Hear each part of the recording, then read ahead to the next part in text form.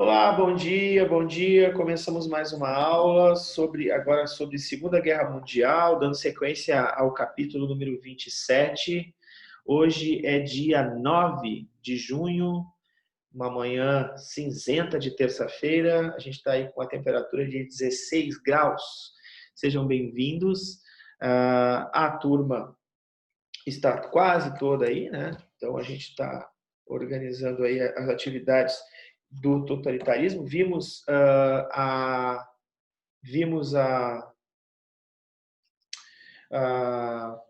fascismo, né? Nosso primeiro episódio, nossa primeira aula sobre esse capítulo, o fascismo, e vimos as origens do fascismo, aqueles três teóricos, né? Morro, Corradini e companhia, e com a concretização por parte de Mussolini, e depois disso, então, a gente assistiu a nossa última aula, foi sobre o nazismo de Adolf Hitler e toda a sua cópia ao modelo fascista, né, com a implementação de uma política da supremacia racial. Então, hoje, a gente vai ver quais foram as consequências desse movimento supernacionalista, né, completamente anticomunista, antiliberal também. Seria uma terceira via, né, para a política econômica mundial, e o quanto foi responsável esse ultranacionalismo, né, associado a esse, digamos, revanchismo de Hitler para que ocorresse, né, a Segunda Guerra Mundial. Né? Tem uma frase do Winston Churchill, que era o primeiro-ministro da Grã-Bretanha. Ele diz o seguinte: a Segunda Guerra Mundial é a continuação, né, da outra. Né? Essa guerra é a continuação da outra guerra. E, de fato, né, nós vamos perceber que essa guerra ela vai ter uma característica muito peculiar. Né? Ela não vai ser uma guerra de contato mais, né? Ela vai ser uma guerra já mais sofisticada. E o quanto isso é cruel. Então, eu vou pedir para que vocês abram as câmeras, por favor. Rapidamente. Bom dia, Henrique. Não câmera não, você vai abrir o microfone, pode ser? Pode? Bom, Não tem câmera, pessoal? E aí, você fala aí. E aí? Beleza pura? Tá ali o Yuri. Tudo bem? Bom dia, sir. Bom dia. Não se preocupem com o visual. Isso é secundário. Ótimo.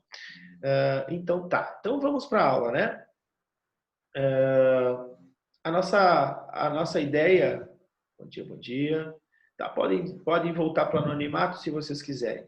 Então, a nossa ideia hoje é trabalhar quais são os antecedentes da Segunda Guerra Mundial, o que ocorria no planeta, né? E a gente vai ver, então, ali uma frase do Eric Hobsbawm, que é um historiador britânico, né? Mas a sua origem é do Egito. Ele vai dizer o seguinte, ó: rapazes delicados que certamente não teriam desejado enfiar uma baioneta na barriga de uma jovem aldeã grávida. Podiam, com muito mais facilmente, jogar altos explosivos sobre Londres e Berlim. Ou, certamente, teriam achado repugnante tanger eles, próprios judeus mortos de fome, para abatedouros. Podiam organizar, simplesmente, os horários dos trens para o abastecimento regular de comboios da morte para os campos de extermínios poloneses, com menos senso de envolvimento pessoal. Eu paro por aí e falo sobre senso de envolvimento pessoal. A Segunda Guerra Mundial, sem dúvida alguma, causou um trauma, matou muito mais, perseguiu muito mais pessoas do que a Primeira Guerra Mundial. Agora, a Primeira Guerra Mundial ela foi completamente uma guerra de contato, ou seja, para eu matar o inimigo, eu tinha que praticamente estar na frente do inimigo. Né? Usar de violência, ser rude. Já a Segunda Guerra Mundial, ela é uma guerra de gabinete, muitas vezes. Né? Então, muitas vezes tu aperta um botão e uma bomba é lançada. Né? Tu pilota um avião e tu não enfrenta o fato de frente. Né? tu simplesmente lança uma bomba do seu avião, enfim. Então, é uma guerra que foi muito mais tecnológica e, por isso, então, matou muito mais pessoas na Europa, né? Causou um trauma muito grande na Europa. Isso é o senso de não responsabilidade, né? Quer dizer, é o senso de não estar presente, de não fazer, não estar pessoalmente envolvido com a guerra, né? Bom, mas como eu havia dito para vocês, o Tratado de Versalhes, que celebrou lá o final da Primeira Guerra Mundial, ele vai exigir uma série de recomendações e vai cobrar uma série de dívidas, principalmente da Alemanha. A Alemanha vai ser a grande perdedora da guerra, né? Nós vamos ter na Europa uma chamada paz punitiva, que é o quê? Que é justamente o seguinte: respeitar o Tratado de Versalhes, devolver territórios, não podia constituir exércitos, né, muito numerosos, com mais de 100 mil homens, não podia investir na aeronáutica, não podia investir na produção armamentista e passava por um momento de hiperinflação. A gente viu, né, as origens do nazismo na Alemanha, com a inflação alemã chegando a 32,400%. Era muita inflação.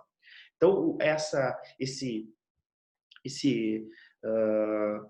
momento que foi muito ruim para a economia, muito ruim para a sociedade passava fome na Alemanha, fez surgir aí um sentimento ultranacionalista, um sentimento de revanche, de tentar achar a origem do problema. E sem dúvida alguma a gente viu que a origem do problema na mente de Adolf Hitler vão ser os judeus. A gente vai ver isso aí muito fortemente e principalmente, além dos judeus, vão ser os comunistas. Então, é essa ideia que vai ser passada para a população alemã, né? Um ensino, uma educação, uma publicidade, né? Com uma massificação da população, dizendo que quem tem a culpa de tudo são os judeus e os comunistas e nós temos que combatê-los. Lembrando também que como a Alemanha é uma terceira via, aí o nazismo é uma terceira via, os nazistas também não eram muito fãs não das políticas liberais. Por quê? Porque os liberais cobravam as dívidas, né, que os alemães tinham. Os liberais usaram parte do território que foi retirado da Alemanha para justamente explorar petróleo, explorar minerais importantes aí na constituição da tecnologia para o expansionismo alemão. Tá? Então, em 34, a partir de 1934, o Hitler começa a descumprir uma série de acordos que haviam sido organizados lá no Tratado de Versalhes. Alguém poderia me perguntar assim, não, professor, mas me diz uma coisa, a Liga das Nações, que representava a antiga ONU, ela não fez nada? Ela ficou simplesmente, né, tranquila com tudo que estava acontecendo? Pois é, nós temos aí um outro efeito, que é chamada política de apaziguamento. O que foi a política de apaziguamento? Pensavam os líderes, tanto da França, quanto dos Estados Unidos, quanto da Inglaterra, o seguinte: se o Hitler conseguir algumas vantagens, ele não vai querer mais nada, entendeu? Então vamos deixar o Hitler aí brincando no parquinho, né? Enquanto ele não está incomodando ninguém. E pelo contrário, Hitler está fazendo um serviço para nós, pensavam os liberais. Hitler está perseguindo os comunistas. Então, este terrível engano, essa perigosa estratégia, né, dos liberais de não fazer nada, não agir enquanto crescia o racismo, enquanto crescia o ódio, enquanto crescia a fake news, enquanto crescia a organização militarizada, a formação de milícias, a organização de exército. Os liberais não fizeram nada. Eles simplesmente deixaram isso acontecer. E isso foi realmente uma coisa muito perigosa que que vai ficar mais ainda perigosa no segundo momento, quando os eixos Berlim, Tóquio e Roma se unificarem, que aí vão formar um eixo chamado eixo anticominterno. O que é anticominterno? Isso quer dizer anticomunista. Então agora eu vou compartilhar com vocês o nosso slide, que mais adiante, mais tarde, eu vou colocar na Iônica esse slide sobre a Segunda Guerra Mundial e também eu vou compartilhar com vocês este vídeo que vai para a Iônica através de um link, porque se vocês não são ainda inscritos no canal do Prof. Jairo Brum lá no YouTube, se inscrevam, porque esse vídeo vai para lá daqui a pouco, tá bom? Muito bem, então vamos lá. Todo mundo está entendendo o que eu estou falando até aqui? Tranquilo? Qualquer dúvida, me chama, fala, usa o áudio aí para a gente poder discutir, tá? Muito bem, então. Ali... Ô, Sorosano, só uma coisa, antes que eu me esqueça. Os fichamentos, quais que tu queria mesmo? A gente já fez o 22 e o 23. Aí tu falou que é do 24 ao 27? Isso. Ou como é que tá? 24, tá, tranquilo. 24 ou 27, tá? Mas esses fichamentos eu vou recolher só no fim da... Só lá quando a gente retornar mesmo, tá? Agora, não, tranquilo, senhor. Eu vou fazer uma... Eu estava no início da aula, eu estava explicando isso. Eu vou fazer uma espécie de apanhado de tudo que a gente viu aqui, né? Com várias atividades e vou encaminhar para vocês. Essas vocês vão ter que me devolver. Porque aí eu vou avaliar como é que vocês estão, né? Se vocês estão entendendo o que a gente está vendo e tudo mais, tá? Isso pode ser feito no computador, tá? Não precisa, pode ser digitado, não é à mão, tá bom? Então eu vou enviar para vocês e depois vocês vão me devolver lá pela Iônica também. Eu só tenho que aprender a fazer isso, que eu ainda não fiz, tá? Mas assim que eu souber, aí vocês vão ficar sabendo. Muito bem, então antecedentes a gente falou aqui, eu comecei explicando isso, né? Fortalecimento desses regimes totalitários, né? Os nazista e fascista, invasão da China. A China vai ser invadida pela Manchúria, que é uma região ali do leste, né? Aqui, ó, essa regiãozinha aqui, ó, o leste do Oriente, do Extremo Oriente. Então a Alemanha, o Japão vai invadir essa região aqui. Isso aí é o imperialismo japonês, tá? Então isso também vai ser algo importante que a gente vai discutir, porque esse era o núcleo, né? Itália, Alemanha e Japão. Invasão da Etiópia por parte da Itália também, em 1935, né? Que vai influenciar justamente nessa redivisão dos mercados imperialistas. Desrespeito da Alemanha ao Tratado de Versalhes, a gente falou sobre isso, né? Ocupação da região de Sarre, da Renânia, né? Zonas fronteiriças da Alemanha. Essa área aqui é justamente a área onde havia muita concentração de minério de ferro, então os alemães vão exigir que essa área seja de novo incorporada ao território alemão, lembrando que Hitler, quando chega ao poder, ele sobe tanto a cabeça dele que ele diz o seguinte, que agora é a terceiro império alemão, terceiro Reich, né? Então ele se autoproclama império e começa a fazer uma série de ações, né, invadindo outras regiões. Então Hitler vai exigir, por exemplo, que um território que foi formado no final da Primeira Guerra Mundial, chamado Tchecoslováquia, era um território que tinha tchecos, que tinha eslovênios, eslovacos, né? Que tinham ucranianos, que tinham ucranianos, eslavos, húngaros e alemães. Esse território, que havia essa miscelânea de pessoas, de etnias nele, chamado Tchecoslováquia, vai ser reivindicado pelo Hitler os Sudetos na Tchecoslováquia. O que são os Sudetos? Era uma região onde havia uma concentração muito grande de alemães, de germânicos. Então Hitler vai invadir os Sudetos, vai, né, incorporar isso ao território alemão, mas não vai ficar só assim, ele vai dominar toda a Tchecoslováquia. Então ele vai acabar dominando toda a Tchecoslováquia. Bom, o que a Inglaterra e a França fizeram quando viram que Hitler invadiu a Tchecoslováquia? Porque a Tchecoslováquia está aqui, ó. Estão vendo o meu mouse aí? Está aqui. Então, onde está o comunismo? O comunismo está aqui. E onde está o capitalismo? O capitalismo está aqui. Então, vejam que nem a Inglaterra, nem a França se preocuparam, porque o Hitler estava marchando sobre os comunistas, indo ao encontro dos comunistas, certo? Além disso, nós temos a Polônia aqui no meio, né? E já vamos falar sobre Polônia, porque a Polônia vai ser feito o seguinte, tem uma cidadezinha na Polônia chamada Danzig. Essa cidade, ela é uma cidade germânica, né? E ela fica numa área que é justamente isso aqui, ó, esse pedaço aqui, ó, que é chamado Corredor Polonês. Então, vai ser feito um acordo.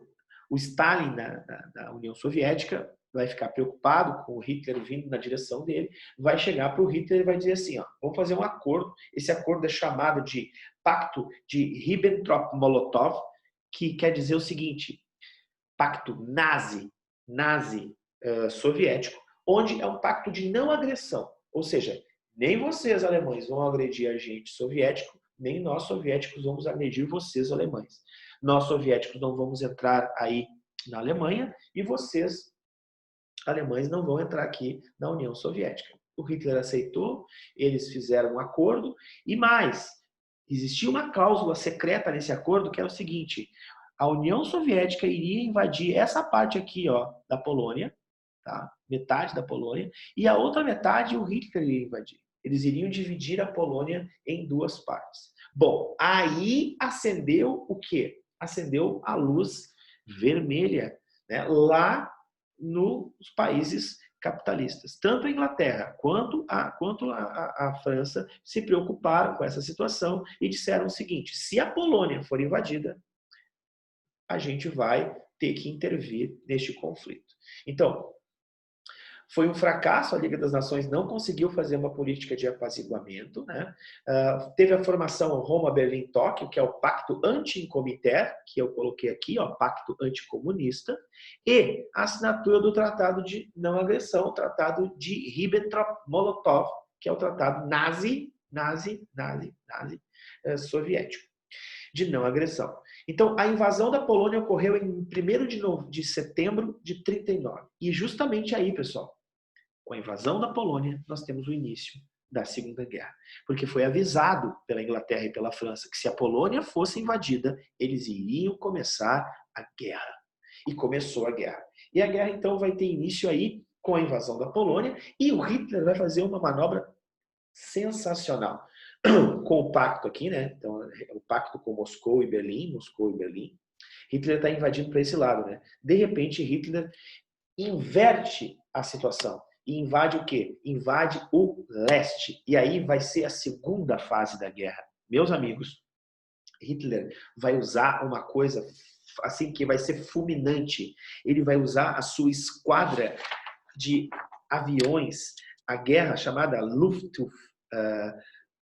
Luftwaffe, né? Ou ainda a Blitzkrieg, que é a guerra relâmpago. Ele vai ingressar nos territórios francês, dos Países Baixos e também inglês, vai jogar bombas, vai aterrorizar com bombas esses territórios e vai mandar o exército a pé invadir esses territórios. Então, rapidamente, nós vamos ter a invasão da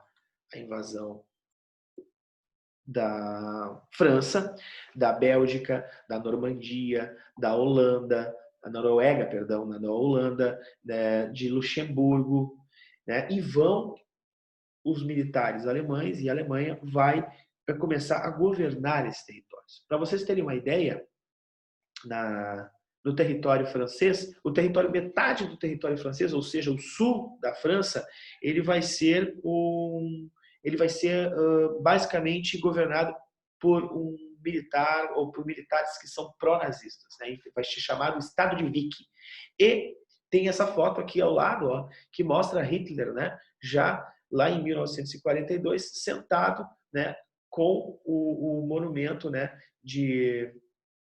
da Torre Eiffel ao fundo, né? Ele que dominou essa região aqui, ele dominou a França. Então a França será a capital hitlerista, né, da invasão de Hitler lá no território francês. A Paris será a capital.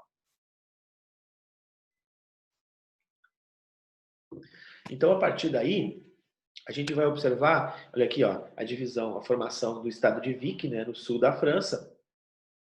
Mas vai haver uma resistência, francesa. O general Champs de Gaulle, que é o nome do aeroporto de Paris, inclusive, o general Champs de Gaulle vai ficar muito preocupado, vai montar forças de resistência, que são muito fracas, mas vão montar forças de resistência para tentar coibir aí a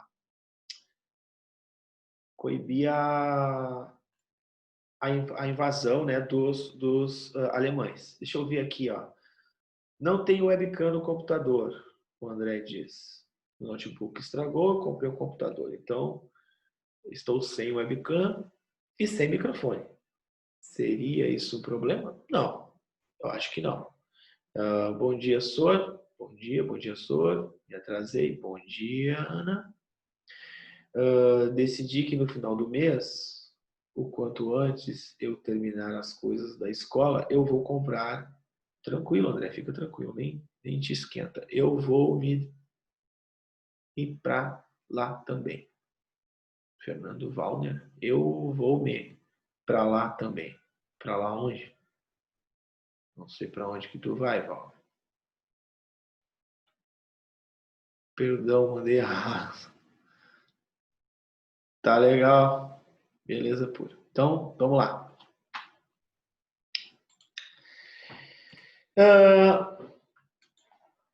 Para vocês terem uma ideia do bombardeio da esquadra Blitzkrieg da Alemanha, os ingleses vão se esconder nas estações de trem, porque elas são subterrâneas.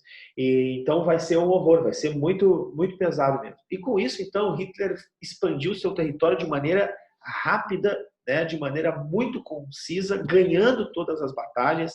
Hitler, que tinha um exército extremamente organizado, que tinha um exército disciplinado, né, e ele começa, então, o grande sonho, que era justamente atacar a União Soviética. E aí vocês podem me perguntar assim, professor, mas como assim, professor? A União Soviética? O senhor não acabou de falar que foi feito um tratado nazi-soviético, né, que era um tratado de não agressão? Como é que Hitler vai, né, descumprir o tratado? Gente, eu vou dizer uma coisa aqui que não é uma surpresa para ninguém. Mas todo nazi-fascista é mentiroso. É mentiroso. Ele faz as coisas, ele faz com uma mão, ele faz o carinho e com a outra ele te bate. Então, eles vão ser os reis das fake news, eles vão ser cheios de ódio, eles vão falar de paz, de amor, de religião, mas o que eles querem mesmo é comer o teu fígado.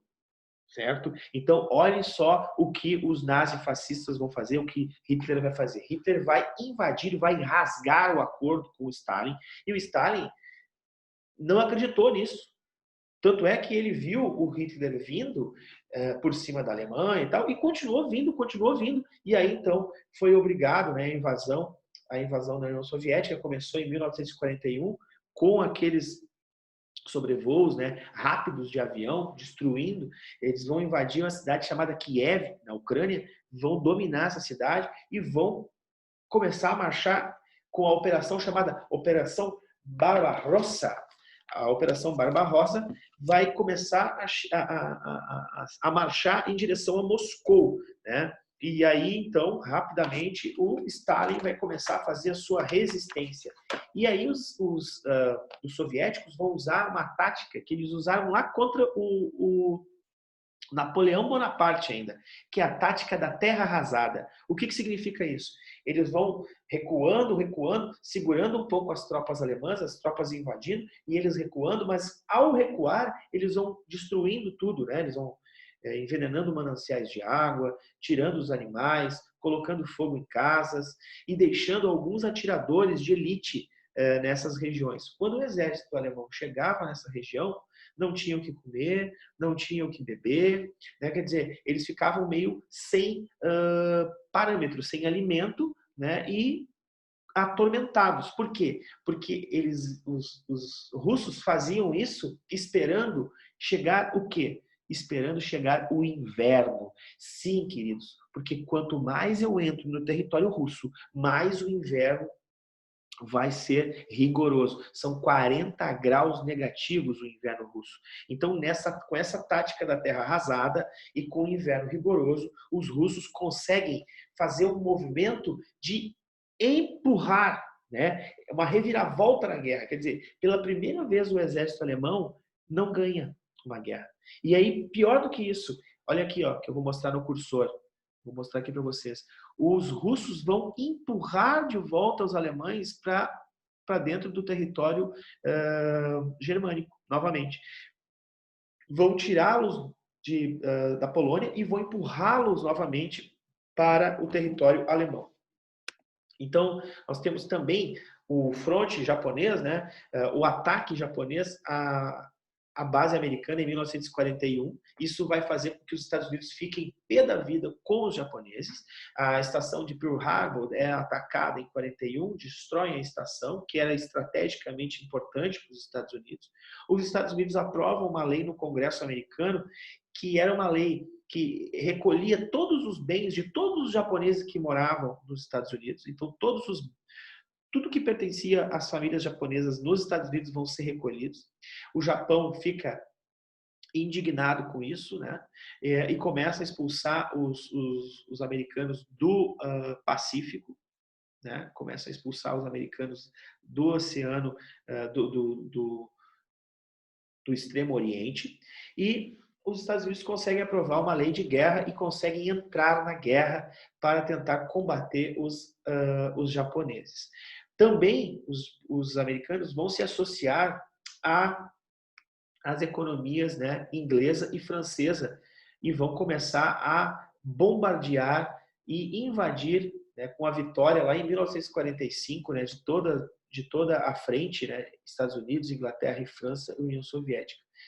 Vão invadir a Normandia. E essa batalha aqui, gente, ó, a Batalha de Stalingrado é aquela que eu falei, né, que a União Soviética vai detonar com a deixa eu tirar isso aqui. Detonar com a Alemanha, né, e vai invadir a Alemanha. Então vejam que os alemães vão começar a recuar. Tem uma cena muito famosa de Hitler no bunker, né, que ele se mata, no filme A Queda. Esse filme é justamente o momento em que as tropas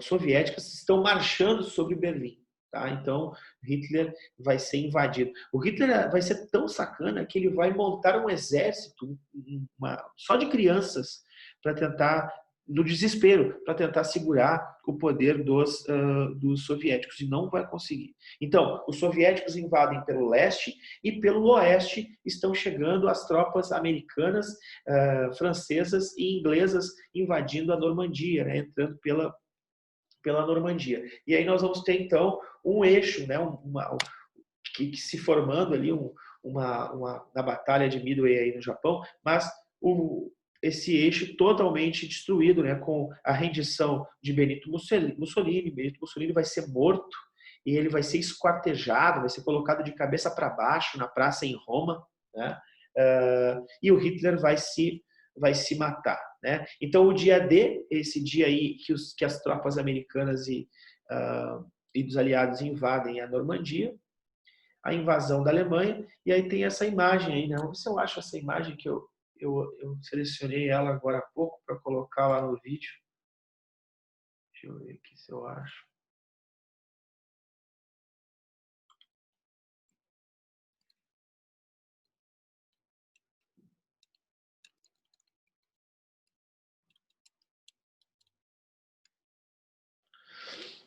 Alguma dúvida, pessoal? Deixa eu ver aqui.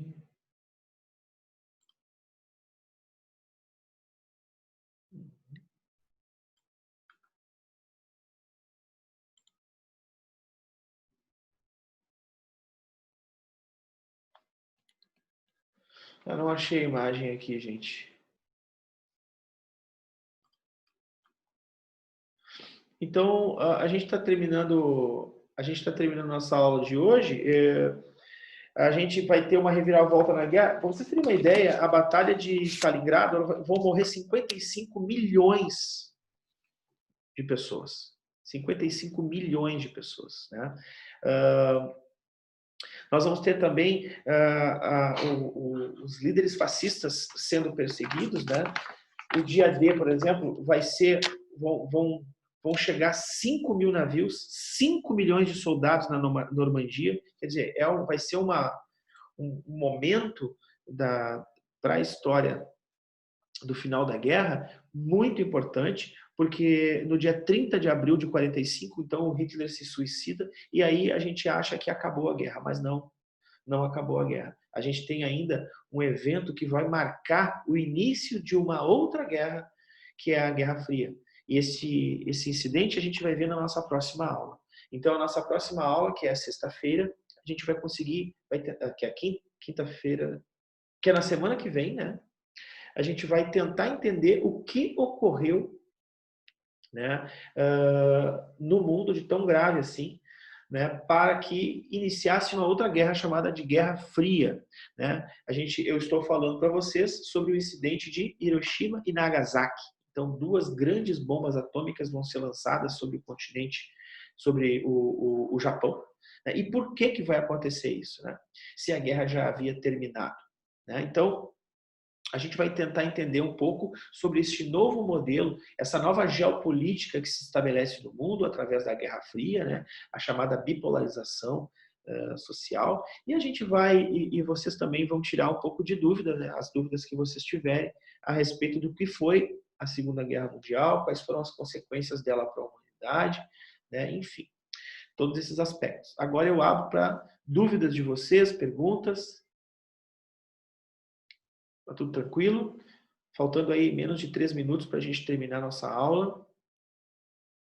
Podem fazer alguma pergunta? Se vocês têm alguma... Sora, Diga.